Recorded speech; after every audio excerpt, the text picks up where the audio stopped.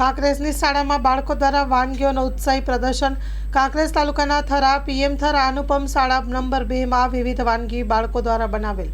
ધોરણ 6 થી 8ના બાળકોએ અલગ અલગ વાનગીઓ બનાવી।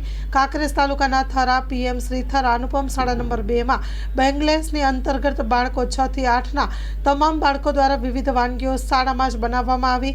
તમામ બાળકોએ ઉત્સાહપૂર્વક ભાગ લીધો અને સરસ વાનગીઓ બનાવી હતી।